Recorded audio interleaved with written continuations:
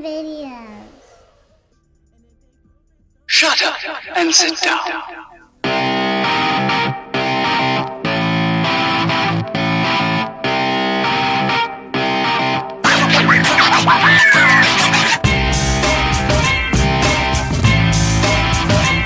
What is up, guys? Welcome back to the channel, HalferLand Performance or HalferLand Videos. Today what we're going to do, we are going to go ahead and pull the pistons from the block, inspect all the bearings and everything, inspect the pistons, and then we're probably going to do the same with this. This is the J32 A3, same block as this. So what we're going to try to do is we're going to locate good pistons. That looks to be a good piston, and that's probably going to be the winner right there. Or that one. Because obviously, there's no piston in there. That one's all fucked up. That one is sitting sideways in the cylinder. So let's go ahead and do that and get started and see if we can salvage this block. Because again, just reviewing what we went over in the last video, right here is my only question. It kind of looks like the piston came off and then scraped along there and got welded to the cylinder wall. I'm hoping I can go ahead and hone it out because it feels raised. It doesn't feel indented, so it's not scored. And I've gone over all the other cylinders and they look pretty good, but we won't be able to tell until we go all the way through. So let's go ahead and do that.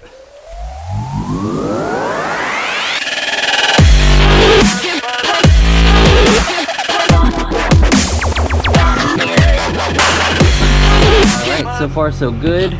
Not sure if you can see up in there. Flywheel looks beautiful. Let me see. You guys can't see. Everybody uses something different, but most people use Honda Bond. I use the red RTV for the gasket on the, or the seal on the oil pan. Never had an issue. I use it for anything that needs to be sealed up, watertight. I use the red stuff. So let's see if we can get this bitch to move. It's not. Look at that. That shit is on there. Man, I think this thing is hot. Look at that shit smoking. All right.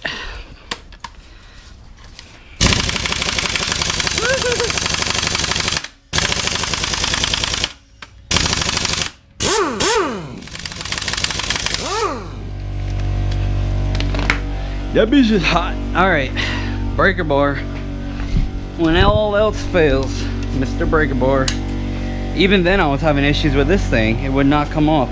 So a little trick, guys, you can, if you have a friction plate instead of a flywheel, you could pin some like extensions into these holes, and it'll keep the flywheel or friction plate from spinning. And that way you could try to get this damn crank pulley off if the motor's out of the car. If it's in the car, I suggest just doing the blip start method. If you don't know what that is, look up my past videos or look up how to do it. Come on, baby. Yeah, that bitch is on there, bro. That bitch is fucking on there. There it is. There it is. Fucking standing on it. You gotta stand on this bitch. Come on, there you go. There you go, baby. All right, come on, come on. There we go. Jesus fucking Christ, look at that, smoking from the fucking, from the timing cover. What is that? What are those bolts? Oh my God, I think there's insects in there, you guys. I think there's little fucking, insect nest balls or eggs or whatever the fuck they are. Look at that smoking in there. All right, there we go. Don't touch that for a little bit. But just to be safe, guys, I'm gonna go ahead, I'm just gonna pull the transmission off because I really want to dive into this motor and make sure it's good to go before I put it back in, because I really don't want to be pulling it back out within 5,000 miles like it was before. Was it running great? Fuck yeah, it was, dude. If you don't think it was, go back to the Lambo video where I almost had my first Lambo kill. And that wasn't even that was actually the slowest time of the day. It ran a 123, where the rest of the runs I had, I was trapping 128, 129. Well, this day is turning out to be one of those days that just nothing fucking goes right. So I was backing out this bolt to get the transmission off. Didn't realize, but I wedged it in between the VTEC solenoid and there. Now the goddamn impact won't do anything, and this bitch just freely spins, so I can't even back that back in. It's one of them fucking days, man, I swear. All right, one transmission is off. I'm going to go look in there because transmission looked a little dirty, like it had a little bit of oil. Let's see. No, looks pretty good. Looks like it maybe has a little bit of oil, but not bad. Definitely see the disc was wearing in. You can see a lot of the black powder. Do in regards to vehicles or cars, automobiles, is building motors. I fucking love it. I don't know why. Maybe it's the precision or skill that actually is involved. It's not just assembling it or bolting on parts. You actually need to take measurements, know, you know, what will be a good combination to basically that will basically fit your setup, if you know what I mean. Throttle body spacers that do absolutely fucking nothing. Snake oil shit, basically. They also offer, you know, ported and polished runners. And believe it or not, guys, I've actually fixed quite a few of their runners, or quite a few of other J-series builders or porters. I fixed a lot of their runners or jobs before. I'm not going to name names because that's not really what I want to do, you guys. There's been a lot of haters, and I'm not one to back down or anything from that, but moving forward, I'm not even going to fucking address them, to be honest with you. I know what I'm doing, and I know how to do it. Once I get past finding the limits for these motors and showing you guys how to do it, because ultimately that was my goal, you guys. I want to be able to show you how to do it yourself. I'm not here to make millions of dollars. I'm here to make our J-Series community better, stronger, and more cohesive, so we can actually work together, find better options, find better combinations, and, you know, take on those LS guys or those Honda K series, whatever it may be, because I really think this platform is fucking the shit. I think it's the best Honda platform, period. I really wish the NSX was a full J-Series turbocharged V6. That would have been ultimate, and it is that V6 kind of platform, but it's not exactly what I thought it was going to be. It's, you know, all the electric and shit, but it's still an amazing car. If I had the money, I would actually buy an NSX. But getting back to it, you guys, this is actually what I want to down the road. I'm gonna start offering, you know, built motors and shit like that. We already obviously HalferLand Performance, we already do built heads, you know, OEM rebuilt heads, cams and stuff like that, but ultimately down the line I want to start offering fully built motors. Obviously this is not the point or time to do it, because I'm working with stock motors that obviously we keep finding the limits for. And this is something that you have to do, man. I'm not going to R&D on other customers or other people's car, if you know what I mean. R&D is research and development. I'm not going to push somebody else's car to have it blow up. I'm going to do that shit to mine, you know what I mean? And NA-wise, I mean, damn near that NA J32 motor could have been 225, 230 if I just had the correct plugs, if I didn't have those wide ass tires, the 245 tires, or meaty too 45s, if I didn't have the two-step quarter plugs, if I didn't have the 17x9 wheels. I mean, there's a lot of that factors into it, but I mean, with those simple things right there, the car would have been 225, 230. NA daily driver, zero issues. I mean, it was a fucking absolute beast. But of course, me being me, I wanted more power, so I wanted to start testing the boosted applications, because once again, we are also going to start making turbo kits for all different J-series applications.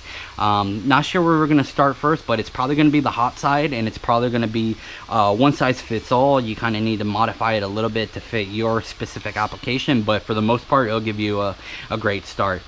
So what I was back to saying, guys, ultimately what I do want to do is I want to start offering fully built motors or rebuilt motors, whatever you know your flavor is. I want to be able to offer it to you guys, not just like a CSS block or anything like that. I mean, like sleeves, or if you wanted OEM, NA, daily driver, best thing you can do, and you wanted us to build it, we would build it for you.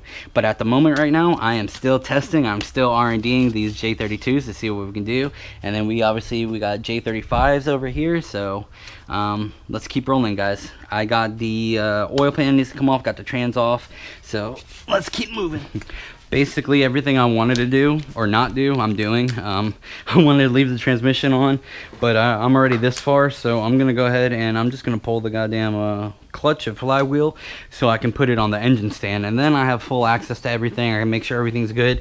Cause I don't think I told you guys, but I actually did order crankshaft main bearings. I did not order the rod bearings. Probably should have, I probably will, but I went ahead and bought Molly or clavette bearings for the crank. I went and bought new generic, just eBay piston rings, so if I fuck up one, I'll have an extra set that I can refile. Bought new head gaskets, and that's basically it, guys. I really didn't buy too much more. I think all in total there was like $85 in parts. So let me go ahead and pull this clutch and flywheel first so we can put it on there. All right, guys, I mean, that disc is looking great. Good so far, or good so far, whatever you want to say. It looks really good. You can see it's still actually wearing in, so I'm not sure what else to say there. It's looking good. This is a spec 3 plus, or stage 3 plus, so it's actually rated for more torque, wheel torque, because they don't go by horsepower, they go by torque. It's actually rated for more torque than the stage 4, and it's a single disc sprung. By sprung, it means these little springs, it actually cushions the engagement, so it's actually easier to drive for daily use. But if you look, you guys, this thing is look at that, it's wearing in beautifully. Still has a shitload of meat on it too. You can see those little ridges right here. I don't know if I can get you a good angle or not, but you can see how much meat is really still left on there, because there's only really what, maybe 8,000 miles. Pretty hard miles, guys, because I mean, I've raced a lot. Obviously I run hard every day, and then ran streetcar takeover. I had like 8 passes and then a couple on the way home. So love this clutch, you guys. Yeah, I will definitely be buying another one. Some heat spots here and there, not terrible, but definitely has some heated spots, if you can see. I wouldn't call it bad by any means. Definitely looking good. And this is the lightweight flywheel. You need to run this if you want to get the that pressure plate is the non-adjustable, so it's actually a revision, where the stock pressure plates are super weak. Those little adjustable fingers suck, man. You always end up having a slipping clutch, you know, once it gets like past 60,000 miles, or once you get up to like 300 horsepower, the clutch starts getting a little iffy. But you got to remember, guys, I ran the stock style. It was actually a Luke, L-U-K, clutch at 350 wheel horsepower, 340 torque. That's the number you want to focus on, 340 wheel torque, for about 100,000 miles, and it was still good. It was just slipping a little bit on hard launches. So those stock clutches, you guys, they do hold some power, but once you start getting beyond 300 to 350, you're gonna want to start looking to upgrade, just FYI. And if you've never used an engine stand for a J series, this is mine. It's a generic, just a generic engine stand. I actually had a old neighbor moving out, and he sold it to me for like $10. So I was like, fuck it. If you want the name, it's called Big Red. Folding jack stand holds, or folding engine stand holds up to 1,500 pounds. No issues, guys. It mounts up perfectly. So what I did, I got just some bolts. You can go on any OEM Honda, Acura website and just get the length and dimensions by pulling up the diagrams. But just make sure it threads in fine, threads in. Make sure the length is long enough, and just basically put it on. I actually take this off first, and then I hook that up to there, and then this whole rod will slide in. And this is why it's always good to keep your extra bolts that you take off if you buy another part and it comes with them, because you can always find what you need. These are good. So what I'm doing now, you guys, is the flywheel just wants to spin by itself because there's nothing holding it, obviously, because everything just can rotate by itself, so I need to lock it in somehow, and this is the method that I use. If I can find my goddamn pry bar, hold on.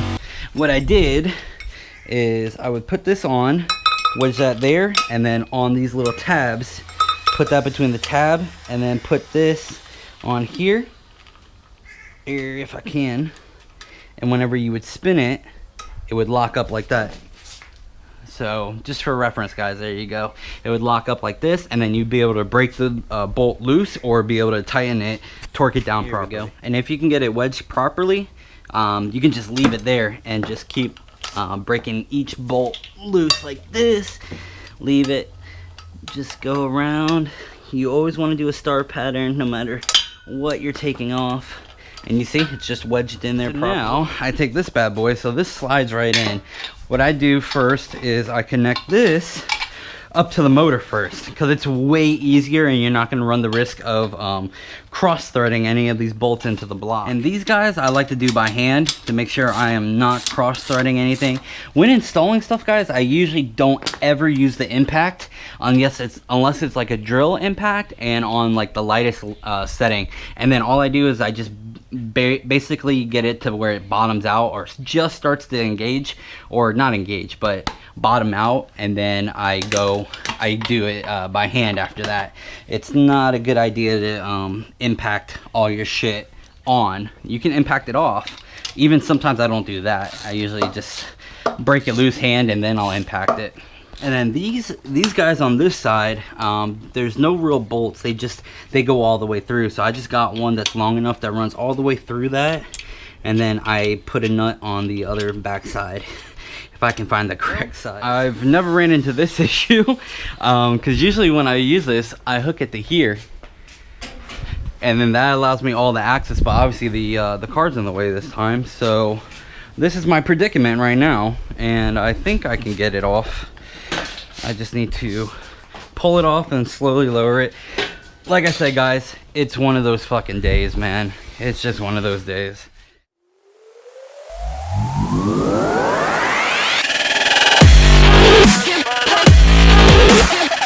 Alright, as you probably just saw, I just kind of started moving it back, lowering this a little bit, making sure it doesn't unhook, because last thing I want is this to not be secure and the whole motor fall.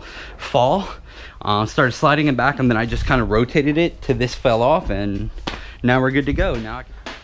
So the great thing about these stands is now I can wheel it over to the clean room, aka my garage, because obviously this is not the optimal type of environment to be building a motor in, just because even if it is as clean as you can make it, there's always going to be dust and air blowing around you guys. So you want to have the cleanest possible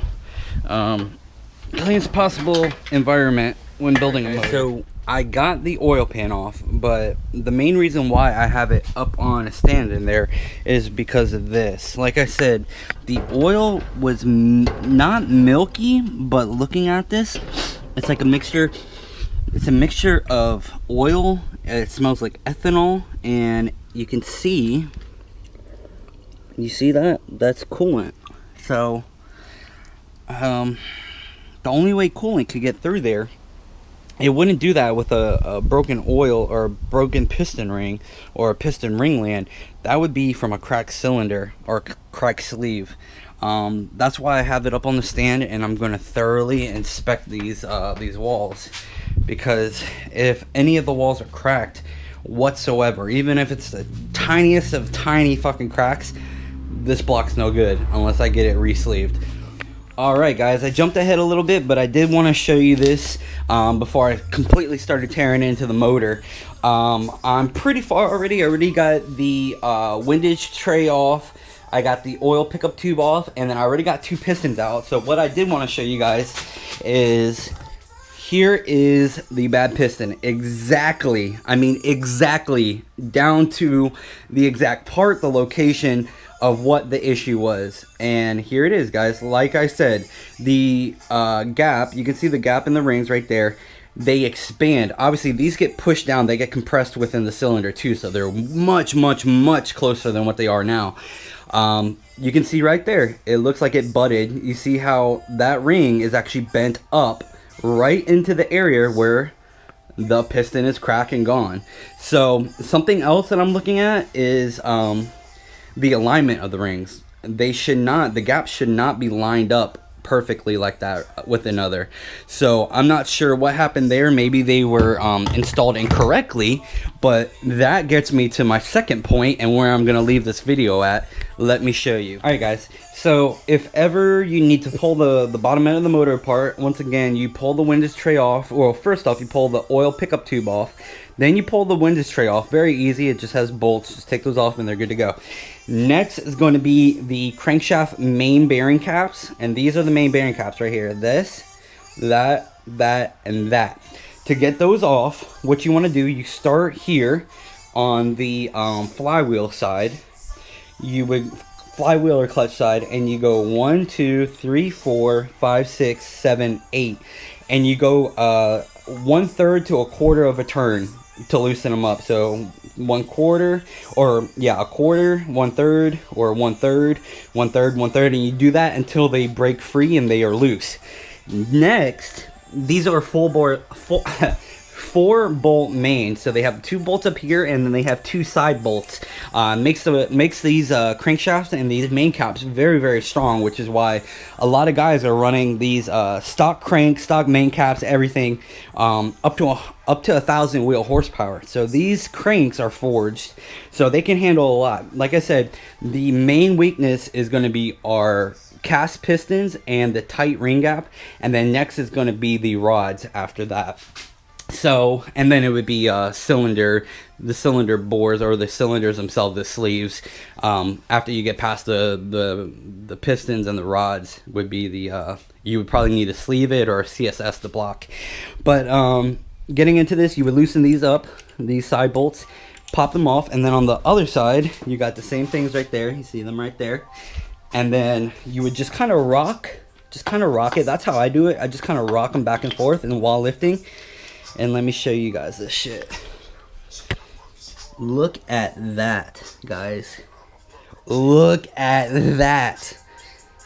Guys, I have never seen an OEM motor with this clean of bearings. So what that indicates to me, if you follow my IG or my Instagram, when I picked up this motor, I was examining it. I dove into it a little bit, and I even said, I'm like, this motor is way too fucking clean. Either somebody was in it or it was never driven. Excuse me. And looking at these, bro, those are fucking mint. I mean, minty fresh. Those are like brand new bearings. So what that indicates to me is that somebody was in here. And then just to drive that point home, what I wanted to show you was that. You see that number 3? That's not factory, that's not stock. Somebody was in here and they wrote on the crank to indicate what side or where to put it, the orientation. So that right there tells me that somebody was in here, rebuilt the entire block. I mean, literally all main bearings, all rod bearings. Let me see if I can get you a rod bearing. They are fucking minty, dude. Look at this. Look at that. They are minty fucking fresh, dude. Minty fresh. So this is actually extremely good news for me, because this will let me know that the motor itself is good to go. It's fresh. And it kind of points out to me that the rings may have been installed incorrectly, which may have caused them to butt and then take out the piston. So what I'm doing, I just bought some OEM replacement diamond piston rings, and I am going to pull a piston from the old blown J32, pull a good piston out of that. I'm going to pull all these pistons, and I'm going to re-gap the rings, and then I'm going to slap them back in, reassemble, and get that bitch back in the car so we can get running. Alright guys, as always, I hope you liked the video. If you have any questions, please let me know. If you want to sign up for Q&A, you can see us at patreon.com/HalferLand Performance. Please be sure to like, subscribe, share. Just that simple stuff will help support the channel and help us grow. Alright guys, take care. Till next time.